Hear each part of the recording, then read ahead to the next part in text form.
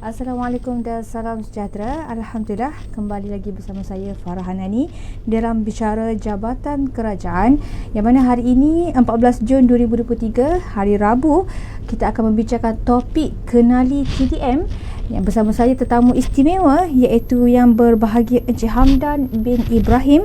Apa khabar? Baik, khabar Encik? Alhamdulillah. Merupakan Ketua Pegawai Eksekutif TDM Plantation Sdn Bhd. Alhamdulillah. So, sebelum kita memulakan perbincangan kita, sudilah kepada penonton agar sharekan maklumat kini secara langsung eksklusif di Facebook dan YouTube, yang merupakan kita memberikan informasi tepat, penuh informasi dan rasmi, insya-Allah. Sebelum kita memulakan perbincangan, ada kata-kata aluan yang ingin dikongsikan, insya-Allah. Assalamualaikum warahmatullahi taala wabarakatuh. Terima kasih pengurusi majlis, sidang penonton sekalian. Alhamdulillah pada pagi ini kita dapat berjumpa, bersiaran dengan TV Darul Iman, bersama dengan rakyat Terengganu khususnya, untuk kita berinteraksi dan saya menceritakan sedikit perkembangan syarikat TDM, iaitu salah satu syarikat kerajaan negeri Terengganu yang tersenarai di Bursa Saham Kuala Lumpur. Alhamdulillah. So, mungkin ramai di luar sana yang masih tidak mengetahui apakah itu TDM, apakah function TDM dalam negeri Terengganu. So, hari ini kita akan membongkarkan kepada anda apa itu TDM yang sebenarnya. Jadi, soalan yang pertama, kita ingin mengenang kembali perjalanan TDM lah sepanjang 4 tahun. Jadi, kita mahu komen daripada tuan sendiri perubahan yang dapat dirasai oleh syarikat tersebut, insya-Allah. TDM bermula pada tahun 1965, hasil daripada beberapa exercise yang berlaku, corporate exercise yang dilakukan oleh kerajaan negeri, dan sekarang ini TDM mempunyai 2 cabang operasi, iaitu cabang penjagaan kesihatan ataupun healthcare, dan yang kedua cabang perladangan, iaitu plantation. Dan saya diamanahkan untuk menjaga cabang perladangan TDM. Pada saya, apa yang berlaku pada masa dahulu, kita ambil sebagai satu pengajaran dan satu panduan untuk kita bergerak maju ke hadapan. Dan tugas saya di sini pada hari ini di TDM adalah untuk saya meneraju TDM Plantation khususnya, untuk melangkah dengan lebih baik ke hadapan, menjaga menjana keuntungan syarikat yang khususnya akan memberi impak kepada kerajaan negeri dan rakyat negeri Terengganu, dan dalam masa yang sama mengoptimalkan kos operasi. Jadi itu tanggungjawab besar saya. Jadi dengan pengalaman syarikat pada masa dahulu, kita yakin kita boleh melangkah maju pada masa kehadapan dengan lebih baik, insya-Allah, dengan rancangan-rancangan perniagaan yang kita laksanakan, yang kita usahakan. InsyaAllah kita akan ada masa depan yang lebih bagus untuk TDM. InsyaAllah. Amin amin ya rabbal alamin. Itulah yang diharapkan oleh kita semua, agar setiap syarikat mempunyai kemajuan yang tersendiri, mempunyai perkembangan yang tersendiri, dan menjadikan ia sebagai satu platform yang memajukan negeri Terengganu maju berkat sejahtera, insya-Allah. Jadi Encik Hamdan sebagai Ketua Pegawai Eksekutif, yang mana sebelum ni ada logo dan kini telah diubah suai, betul? Jadi boleh Encik Hamdan ceritakan sedikitlah di sebalik logo baru tersebut. Logo baru TDM dilancarkan pada 11 Mei baru ni oleh Yang Amat Berhormat Menteri Besar Terengganu, Datuk Seri Dr. Ahmad Samsuri Mukhtar. Dan logo baru TDM ni adalah kita synchronize dengan logo cabang penjagaan kesihatan kita, iaitu Kumpulan Medik Iman, yang telah pun dijenamakan semula lebih awal. Dan di TDM ni secara kurang kita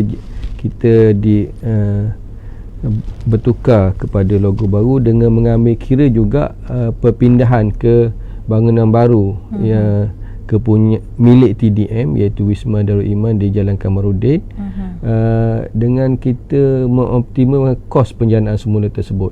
Di mana apabila kita berpindah ke bangunan baru, kita kena buat papan-papan tanda baru di bangunan tersebut, dan kita kena buat pertukaran letterhead sebab akan berlaku pertukaran alamat. Jadi kita mengambil peluang dengan perpindahan bangunan ni, kita tukar logo, kita tukar apa-apa yang patut. Dan dari segi kos kita yang terlibat adalah minimum, dan kita optimumkan kos tu bersekali dengan perpindahan bangunan operasi di bangunan baru. Jadi dari segi prinsipnya, logo baru ni dengan warna turquoise yang blue green turquoise ni adalah berasal daripada mineral, sejenis batuan yang yang bernilai tinggi. Turquoise ni yang dulu diperdagangkan di Turki. Dan warna ini juga kita melihat warna ini melambang keharmonian, kebijaksanaan, keutuhan dan pertumbuhan yang positif di TDM. Jadi logo baru ni juga dengan huruf TDM tersebut, kita turut selitkan ciri-ciri Islamik dan budaya negeri Terengganu. Sebagai contohnya, kenapa ada 2 titik di atas huruf M. 2 titik itu kita ambil daripada huruf Ta, iaitu permulaan huruf Terengganu dalam bahasa Jawi. Yang mana Jawi ini adalah satu perkara yang kita tidak boleh sama sekali abaikan, sebab Jawi ataupun Islam ni adalah sinonim dengan Terengganu. Kalau kita tengok batu busuk Terengganu, yang kita katakan antara negeri yang terawal di Malaysia yang menerima Islam, dan pengaruh Islam ini adalah sangat rapat dengan tulisan Jawi itu sendiri. Jadi dalam begitu juga dengan huruf M ni kita mengambil sempena ikon negeri Terengganu terbaru, iaitu Jambatan Angkat. Iaitu dengan lengkuk huruf M tersebut kita gunakan sebagai ikon daripada Jambatan Angkat itu tersebut. Dan huruf sambungan antara T dan D juga adalah kita mengambil roh daripada tulisan Jawi, yang biasanya bila dua huruf atau dua perkataan yang digabungkan, dia ada sambungan. So kita mengambil konsep tersebut dalam melakar logo baru TDM ini. Ya, Masya-Allah. Kiranya setiap huruf tersebut mempunyai maksud yang tersirat lah. Ya. Membabitkan konsep Islami, membabitkan konsep ikon Terengganu Drawbridge. Masya-Allah, itu salah satu orang kata kreatif dia tu di luar kotak Masya-Allah. Jadi selari juga dengan pengenalan logo kita, pengenalan logo baru serta wisma baru ini, adakah ada perkembangan ataupun ingin mengembangkan lagi sayap TDM berbanding sebelum-sebelum ini? TDM dalam operasi perladangan kita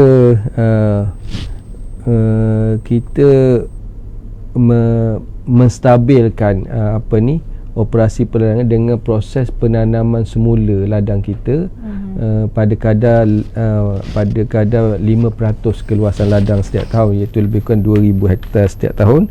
Dan di samping itu juga kita mempunyai 2 buah kilang sawit yang mengeluarkan minyak sawit premium, yang mana minyak sawit kita boleh jual dengan harga yang lebih tinggi daripada kilang sawit Kemaman yang kita dipersijilkan dengan minyak sawit RSPO. Dan untuk kilang sawit Sungai Tong kita dipersijilkan dengan MSPO. Jadi dari segi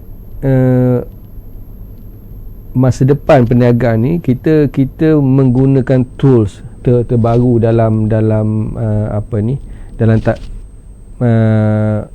dalam industri. Contohnya kita menggunakan teknologi internet, kita menggunakan teknologi data analisis untuk kita analisis production, untuk kita mengawal selia penggunaan baja di ladang-ladang. Jadi ini memudahkan operasi kita, meningkatkan kecekapan dan boleh mengurang kos operasi kita untuk jangka masa yang panjang, insya-Allah. Dan begitu juga di cabang penjaga kesihatan kita, dengan kemudahan internet yang ada, kemudahan teknologi komputer, penjanaan data. Jadi itu juga mengoptimalkan operasi hospital kita di seluruh Malaysia yang kita ada lah, di Terengganu, di Kuantan, di Kuala Lumpur, Selangor, dan yang terkini di Tawau, Sabah. Ya. Kiranya termasuk hospital swasta lah. Kita ni adalah salah satu hospital swasta di atas jenama Kumpulan Medik Iman. Masya-Allah. Kiranya perkembangan ataupun ingin mengembangkan lagi, kita ada dua bahagian, iaitu perladangan dan kesihatan. Masya-Allah. Semoga ia diselarikan dengan baik. Dan kita juga ingin mengetahui tentang nilai teras TDM disebutkan berkenaan environmentally friendly serta people centric. Jadi boleh Tuan, adakah Tuan berpuas hati dengan prestasi semasa TOM apabila banyak dilakukan aktiviti oleh CR? Aktiviti CSR. So nilai yang kita terapkan, iaitu people centric ni, kita sebagai syarikat yang beroperasi di bumi Terengganu ni, keuntungan yang kita perolehi daripada operasi syarikat, kita tidak lupa kepada stakeholder utama kepada TDM, iaitu kerajaan negeri dan seterusnya kepada rakyat negeri Terengganu.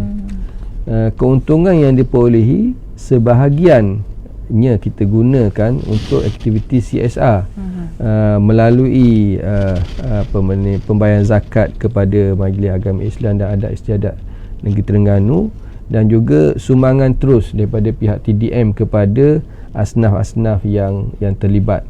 Jadi ini adalah CSR yang kita laksanakan untuk kita kembalikan semula keuntungan yang kita perolehi kepada rakyat Terengganu, dan untuk kita berada bersama dengan rakyat, bersama dengan jiwa rakyat Terengganu. Jadi itu antara target kita daripada aktiviti CSR yang kita laksanakan. Ya. InsyaAllah. Jadi target utama adalah ingin memberi kepuasan kepada rakyat sendirilah. Memberi kepuasan kepada rakyat negeri Terengganu, yang kita mana yang mahu jabatan kerajaan dengan rakyat saling berhubung kuatlah. Jadi itu salah satu kebongkaran penceritaan kita TDM, dan kita akan rehat dahulu, dan jangan lupa sharekan TV Iman, sharekan kepada orang ramai. Semoga manfaat ini dapat diperolehi kepada kita semua, insya-Allah. Jadi jangan ke mana-mana, teruskan bersama saya Farhanani selepas ini.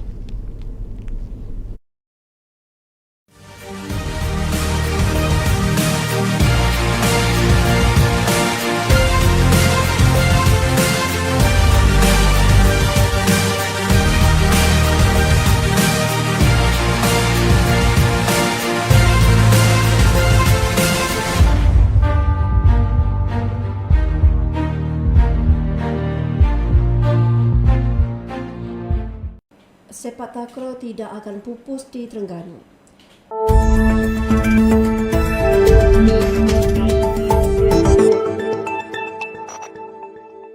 Itu keyakinan yang dilontarkan pengerusi Jawatankuasa Pembangunan Belia Sukan dan Badan Bukan Kerajaan NGO Terengganu, Wan Sukairi Wan Abdullah, ketika merasmikan kejohanan sepak takraw Piala Exco Belia dan Sukan Terengganu baru-baru ini. Dalam kejohanan yang berlangsung di Stadium Tertutup Kompleks Sukan Negeri Terengganu itu, beliau berharap bahawa penganjuran tersebut menjadi satu permulaan penguasaan sukan sepak takraw dalam kalangan ubi-ubi Terengganu.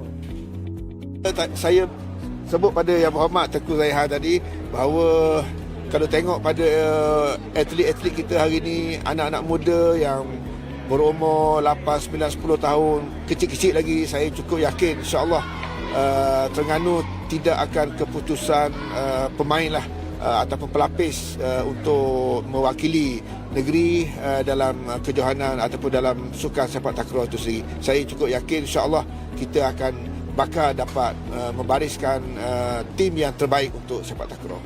Ya, harapan saya yang pertamanya sudah tentu pada persatuan lah, sebab bakat-bakat kita ini ataupun anak-anak kita ini sudah pasti tidak akan dapat aktif ataupun tidak akan dapat mempamerkan bakat mereka sekiranya tidak ada sokongan dan juga dokongan daripada persatuan itu sendiri. Dan alhamdulillah saya cukup yakin persatuan takraw di bawah kepimpinan Yang Berhormat Mulia Tengku Zaihan ini dapat bekerja keras untuk menggerakkan persatuan di peringkat akar umbi supaya dapat lebih ramai lagi bakat-bakat baru kita akan dapat dicongkirkan. Kejohanan yang berlangsung selama 2 hari itu disertai lebih 80 pasukan melibatkan 2 kategori iaitu bawah 12 tahun dan atas 12 tahun.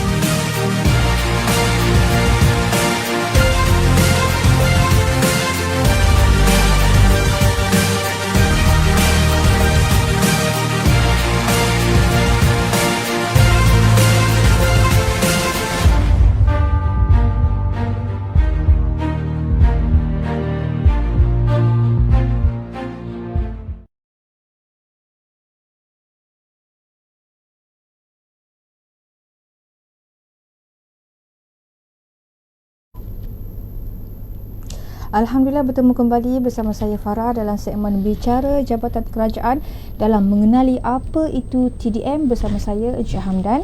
Jadi Encik Hamdan, sebelum kita nak teruskan persoalan kita, sudilah untuk kita sharekan manfaat ini kepada orang ramai, sharekan link ini melalui grup WhatsApp ataupun Telegram, dan insyaAllah sama-sama kita berbahagikan kemanfaatan ini insyaAllah. Jadi Encik Hamdan, kita ingin tahu juga dasar kerajaan yang mempromosikan usaha menukar bahan buangan biojisim kepada bahan bernilai tinggi. Saya tidak tahu apa itu, ilmu apa itu. Jadi sudilah untuk Tuan memberikan apa itu status pengurusan sisa sawit bagi bagi kepada syarikat, keuntungan kepada syarikat insya-Allah. Okey, inisiatif penggunaan sisa buangan daripada operasi ladang dan kilang sawit ini kita namakan waste to wealth dalam bahasa Inggeris, iaitu daripada hasil buangan ni kita nak janakan kepada pendapatan. So ada dua elemen yang besar daripada operasi sawit ni yang kita boleh jana pendapatan. Yang pertamanya adalah tandang kosong. Tandang kosong kita daripada kilang sawit ni. Yang kedua adalah air buangan. Air buangan daripada proses buah sawit untuk kita hasilkan minyak. Jadi tandang kosong ni untuk TDM mempunyai dua buah kilang sawit, iaitu satu di Kemaman dan satu di Sungai Tong. Dan tandang kosong ni kita ada kilang memproses tandang kosong ni yang kita namakan sebagai kilang bioorganic fertilizer, yang kita proses di mana kita campur daripada effluent. Effluent ni dalam bahasa Inggeris ni dipanggil palm oil meal effluent, dalam singkatan dipanggil POME, POME. POME ni kita campur dengan tandang kosong ni di kilang pemprosesan bioorganik kita dengan nisbah lebih kurang 1:3. Kita ada ratio yang kita laksanakan, dan selepas lebih kurang antara 45 hari hingga 60 hari dia masak. Macam dia masak, dan selepas tu kita bawa ke ladang untuk kita gunakan sebagai baja. Dan keuntungan yang kita perolehi daripada sini, kos kita untuk menghasilkan baju organ sangat minimum, iaitu kos kita pada operasi dan pada gaji pekerja. Material kita almost kita dapat secara percuma lah sebab dia hasil buangan. Dan dalam keadaan baja kimia yang mahal, sehingga sekarang ni sekitar lebih kurang RM2,000 per tan, kita boleh menjadikan baja daripada tandan kosong sawit ini untuk mengurangkan kos baja kita di ladang sawit. So itu yang kita namakan sebagai waste to wealth tadi.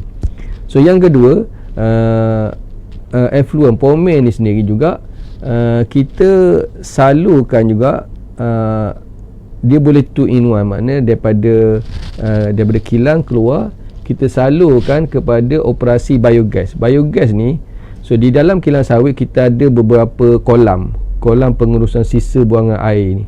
Jadi kita akan tutup salah satu kolam yang kita pilih dengan canvas khusus untuk kita perangkap gas metana dalam bahasa Melayu, bahasa Inggeris methane gas yang dihasilkan daripada kolam tersebut.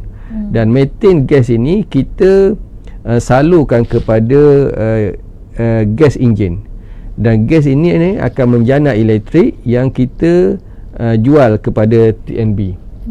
Jadi so sepatutnya effluent ni kita dia hasil buangan, tapi kita boleh dapatkan elektrik daripada effluent ni. Satu faedah dia dari segi keuangan. Yang kedua, effluent ni kalau kita tidak janakan kepada biogas tadi, normal operasi biasa dia selepas melalui proses pembersihan tadi, akhir daripada air ni kita akan salurkan ke sungai. Tetapi proses kita kepada biogas tadi, kita mengurangkan air-air yang kita salurkan ke sungai ni melalui proses biogas tu daripada sumber yang tercemar. So salah satunya kita mempertikaikan kualiti air yang kita proses hasil air buangan tadi ke sungai. Itu manfaat yang kedua. Manfaat yang ketiga, secara tidak langsung, gas methane yang kita perangkap melalui canvas tadi, kalau kita tak perangkap, kita biarkan dia terbebas ke udara, dia akan membentuk kita panggil gas rumah hijau ataupun greenhouse gas. Greenhouse gas ni dia akan menipiskan lapisan ozon. Lapisan ozon di atmosfera, dia menipiskan, menyebabkan cahaya matahari, lebih banyak cahaya matahari sampai ke permukaan bumi dan memanaskan permukaan bumi. So apabila apa yang terjadi bila permukaan bumi jadi panas? Mungkin kita rasa masa bulan 4 baru ni cuaca kita panas, ada yang kena heat shock dan sebagainya. Itu pun kita dah rasa impak dia pada kehidupan kita. Tapi impak yang lebih besar bila berlaku pemanasan permukaan bumi kepada apa yang berlaku di kutub utara dan kutub selatan, di mana akan berlaku pencairan ais. Bila berlaku pencairan ais di kutub utara dan kutub selatan, menyebabkan paras laut akan naik. Saya cerita ni supaya kita faham apa impak kepada kehidupan kita. Kita nampak sebelum kita mungkin kita tak faham apa berlaku bila paras laut naik. Bila paras laut naik, ada setengah tempat lokasi di muka bumi ni pada paras air yang tak naik, air laut yang tak naik tadi, dia merupakan tempat burung-burung bertelur. Pada level tu, bila tempat burung-burung laut bertelur ni, adalah burung spesies bertelur, bila paras laut menyebabkan anak-anak burung atau telur-telur burung yang sedang bertelur tu rosak. Jadi rosak, dan pada satu tempoh masa, bilangan burung ni yang sepatutnya kalau dalam satu musim dia menghasilkan 5,000 ekor burung daripada seluruh dunia. Saya rasa sikit 5,000, kata-kata 50,000 ekor burung yang sepatutnya bertelur pada level air laut yang naik tadi. Dan bila anak-anak burung mati, sepatutnya burung ni bila dia bertelur menetas, burung ni akan berhijrah ke satu kawasan yang mana dia akan makan ulat-ulat, serangga-serangga yang menjadi perosak kepada tanaman. Tetapi oleh kerana burung-burung tadi mati dah, nampak tak? Dia tak boleh berhijrah ke kawasan makanan dia, burung yang makan ulat-ulat tu. So menyebabkan akan berlaku serangan serangga perosak kepada tanaman kita secara besar-besaran yang tadi. So itu impact secara langsung. Dan bila berlaku serangan-serangga perosak kepada makanan kita, kepada ladang ataupun tanaman kita, sumber makanan manusia akan berkurang. So itu impact apa. So bila sumber makanan berkurang, harga barang naik, jadi kehidupan kita terjejas. So ini yang saya kaitkan, very simple saya kata tadi, hanya disebabkan oleh gas metana tadi saja. Dan berlaku sikit saja kenaikan suhu pada permukaan bumi, mungkin 0.5 darjah Celsius, tetapi impak dia kepada kehidupan kita sangat besar yang kita tak boleh bayangkan sebelum ni. Saya ambil masa panjang sikit cerita. Boleh.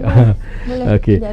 Jadi dengan kita buat biogas ni, kita adalah perkongsian antara kolaborasi antara TDM dengan Concord Group yang kita laksanakan di TDM ni.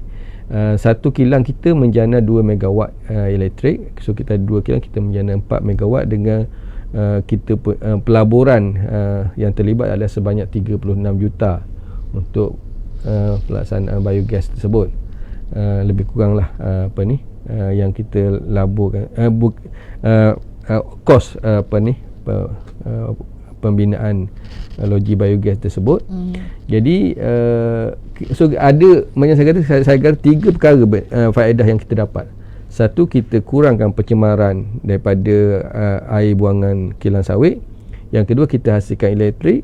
Yang ketiga, kita mengurangkan impak kepada iklim kita, yang mana kita tambah baik kepada kehidupan manusia. So itu daripada hasil utama 2 sumber kilang sawit, iaitu tandan kosong dan juga air buangan kelapa sawit. Masya Allah, satu manfaat yang sangat besar lah. Yang mana kita ada 3 tadi, kurangkan pencemaran, betul? Yang kedua, menjana elektrik dan duit lah, elektrik dan duit. Dan yang terakhir adalah mengurangkan impak kepada iklim. Masya Allah. Itu salah satu saluran yang terbesar lah di kerajaan Negeri Terengganu, saluran yang mana rakyat-rakyat Negeri Terengganu memerlukan itu, ya. Sebab sekarang ni musim pun tidak menentu dari bulan ke bulan, jadi Masya Allah, itu salah satu function yang terbesar. Alhamdulillah. Jadi tadi kita berbincangkan tentang manfaat, keuntungan, dan sekarang ni kita ingin membincangkan seperti mana sekarang ni ramai graduasi ataupun lepasan universiti dan sebagainya lah untuk bakal graduan nanti. Boleh tak Tuan kongsikan kepada kami semua peluang latihan industri, insyaAllah? Okey, di TDM ni kita memang menyediakan tempat dan peluang untuk pelajar-pelajar universiti untuk menjalankan latihan industri. Macam saya kata, kita sebagai salah satu GLC Terengganu menjadi satu hasrat kita untuk pulangkan balik apa saja yang kita mampu kepada rakyat Terengganu khususnya. Kalau tadi kita sebut pasal CSR, dan untuk pelajar latihan industri ni ada sebahagian daripada tanggungjawab yang kita laksanakan. Selain daripada pelajar latihan industri, kita juga dari segi untuk dapatkan maklumat latihan industri ni, penonton-penonton di luar sana boleh berinteraksi di laman media sosial kami, iaitu di Facebook, di Instagram dan di LinkedIn punya platform untuk dapatkan maklumat terkini. Begitu juga sekiranya terdapat kekosongan di operasi ladang, di operasi penjagaan kesihatan, di mana kita biasa akan buat periklanan melalui platform media sosial kita. Selain daripada itu, saya juga nak membuka satu peluang kepada rakyat Terengganu, khususnya penanam sawit, orang kampung yang tanam sawit. Kita beli buah sawit ni. Kita beli buah sawit daripada mana-mana, boleh berhubung dengan kita, dan kilang yang kita terima untuk beli buah daripada orang kampung ni, daripada Terengganu ni, adalah kilang sawit Sungai Tong, dan kita boleh kumpulkan dan kita boleh hantar ke kilang. Dan kita pembelian buah sawit ni kita bayar secara kepada tempatan, kita bayar secara mingguan.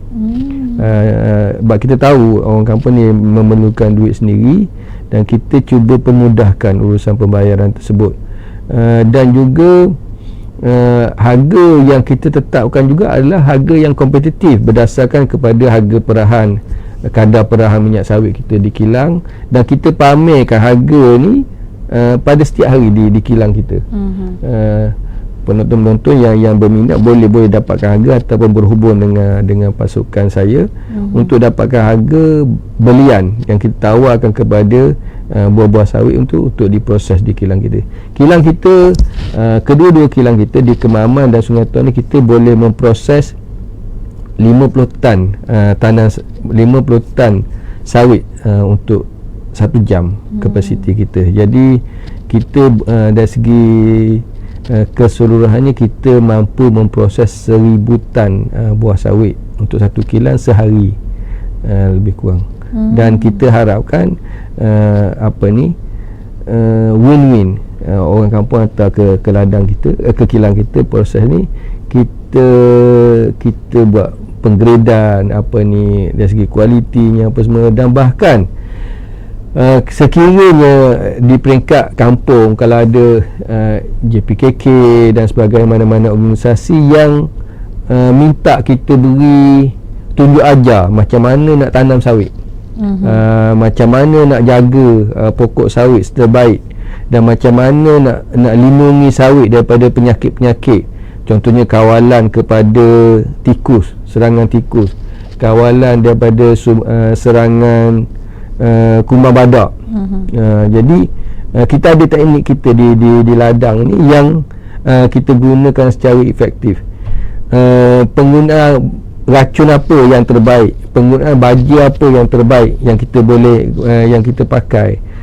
Jadi ini kita boleh bagi khidmat nasihat secara percuma. Saya tawarkan khidmat nasihat secara percuma kepada kumpulan-kumpulan. Jangan panggil seorang-seorang, payah kita nak handle. Panggil secara berkumpulan. Ni kita boleh turun, kita turun dan kita kongsi ilmu yang kita ada dengan rakyat Terengganu. Dan anggap ini juga sebagai satu CSR kita kepada rakyat Terengganu. Jangan hanya melalui kata sumbangan duit saja. Yang ini pun kita nak, yang ini kita beri pancing kepada orang, bukan kita beri ikan saja. Jadi dengan cara macam ni kita tambah baik perniagaan rakyat Terengganu ni, dan buah tu kita beli balik, hantar ke ladang kita. Sebenarnya ilmu kelapa sawit ni banyak. Contohnya tuan-tuan tak tahu kot, sebatang pokok sawit tu, satu keliling tu dia ada 8 pelepah. Saya bagi hint hari ni. Jadi kenapa kita perlu jaga pokok sawit ni daripada dia tumbuh dekat nursery sampai kepada kita kita tuai selama 25 tahun tempoh ekonomi dia lah yang kita tu, dan selepas tu baru kita tanam semula. Dan kalau pokok sawit ni boleh tumbuh di Amerika, lama dah orang Amerika tanam sawit ni. Tapi kat dia tumbuh kacang soya je. Jadi kita sekali tanam 25 tahun. Kalau kacang soya dia tanam 3 bulan sekali lah, lebih kurang dia kena tanam. Jadi anugerah Allah kepada sawit ni, kepada bumi Malaysia dan bumi Indonesia, jiran kita, bumi umat Islam, kelapa sawit ni. Dan kelapa sawit ni dibawa daripada Afrika Selatan, bukan tanaman kita. bawa ke sini dulu. Dan sebelum tahun 1980-an kita kena kacuk. Dia pokok sawit dia ada pokok jantan dan pokok betina di ladang. Jadi kita kena kacuk yang ditanam di ladang, dia boleh satu batang pokok dia keluar bunga jantan, bunga betina. Dan dulu kita kena naik panjat pokok tu, kena kacuk bunga jantan, bunga betina. So baru dia jadi buah. Tapi pada tahun 1980-an ada seorang saintis bawa sejenis kumbang daripada Afrika tu, nama dia Eladobius camernicus, EK, bawa dan perkenalkan di ladang-ladang sawit Malaysia. Dan sekarang ni kita tak payahlah kacuk, tak payah panjat pokok kacuk bunga jantan, bunga betina ni. So kumbang ni kumbang halus saja yang menjalankan tugas ni. Kita tengok sini macam mana Allah susun atur kepada kita ni, daripada pokok yang asing bagi kita, bukan berasal dari tempat kita, bawa ke sini menjadi satu industri. Dan lepas tu Allah tolong lagi daripada kita kena panjat pokok ni, hantar sejenis kumbang. Macam mana hantar tu, kita kata, saya sebagai kata hantar sejenis kumbang, mudahkan lagi kerja kita untuk menghasilkan buah sawit ni. Jadi itu kita kena gunakan, kena bersyukur dengan nikmat yang Allah bagi kepada kita, bumi umat Islam ni, dengan hasil industri sawit yang ada ni. Masya Allah, rancang Ya. manfaat yang kita boleh tadi, Masya Allah, itu sangat memberikan kemudahan kepada para graduasi. Mana kepada anda yang berminat, boleh melalui www.tdmberhad.com.my. InsyaAllah sentiasa pantau lah, mana tahu ada hebahan kan, ada hebahan dari platform media sosial TDM. Dan kepada daripada Encik Hamdan tadi mengatakan tentang ladang kelapa sawit, daripada saintis, kumbang dan sebagainya, itu salah satu ilmu buat kami semua dalam ingin meluaskan rezeki kami. Yang mana Encik Hamdan kata bukan sahaja memberi ikan, tetapi memberi pancing agar kami dapat meluaskan lagi rezeki kami, insya-Allah. Baik, jadi kita lihat banyak program melibatkan rakyat, telah melibatkan TOM dianjurkan.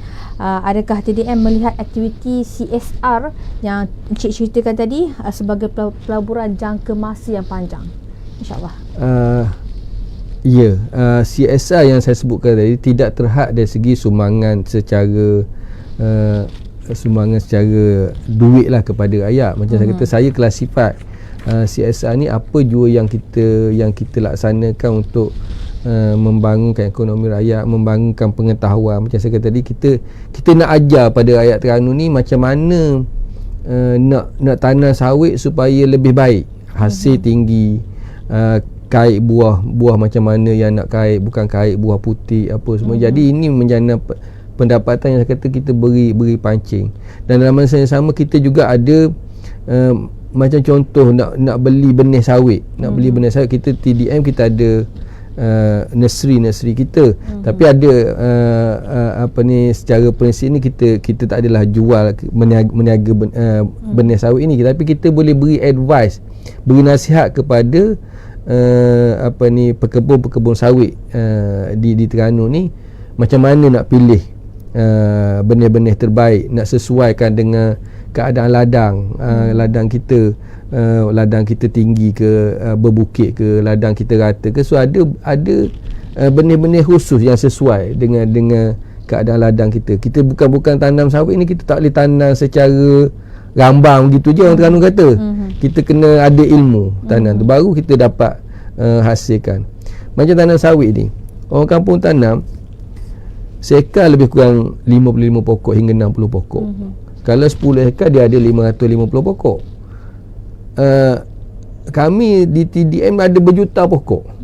Tapi kalau orang kampung tanam 10 hektar ada 550 pokok, dia boleh kenal setiap pokok dia tu. Ya, setiap pokok tu hari ni bulan ni pokok A dia beri berapa tandang, pokok B dia beri berapa tandang. Jadi ini yang ilmu yang kita kena ada bila tanam sawit ni. Dan dengan macam saya kata tadi, perkongsian kita ni saya rasa inisiatif barulah yang kita nak buat ni, perkongsian dengan dengan ilmu ni, dengan ladang yang mana untuk dalam jangka masa terdekat ni kami akan melancarkan boleh kata sebagai ladang sahabat TDM lah kepada orang kampung ni yang berminat jadi ladang sahabat TDM, yang kita akan beri khidmat nasihat dan dalam masa yang sama ladang-ladang tersebut boleh jual buah kepada TDM.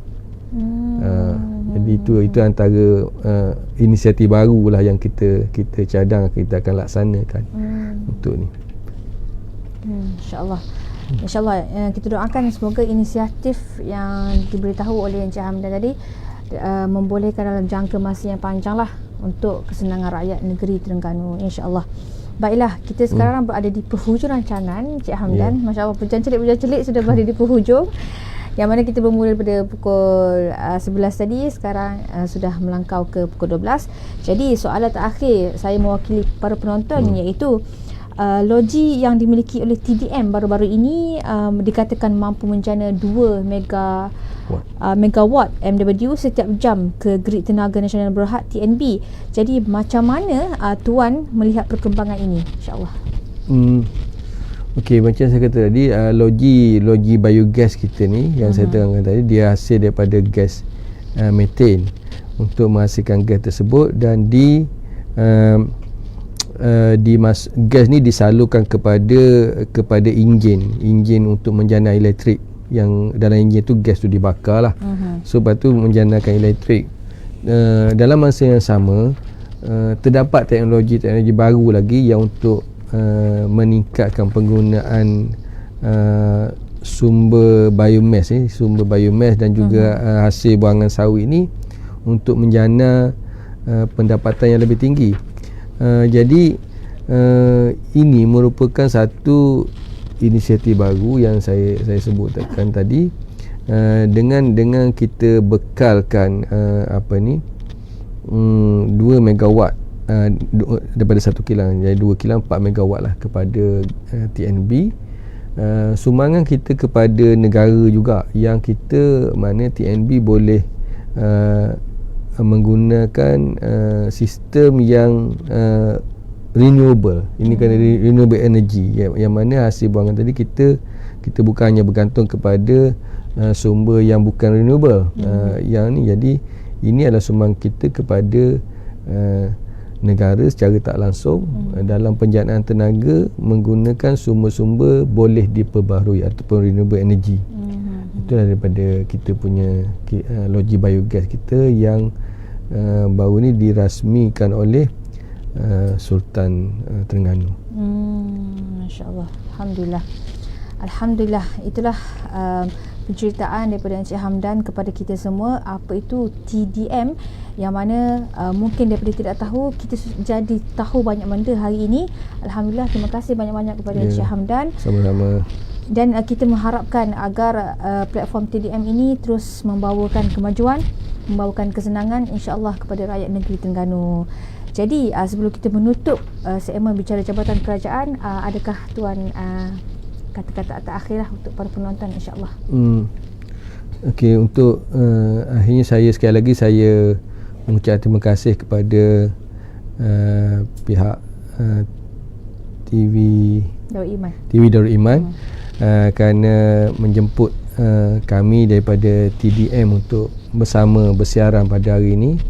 Dan semoga perkongsian yang kita berkongsi hari ini memberi sedikit manfaat kepada penonton-penonton, dan juga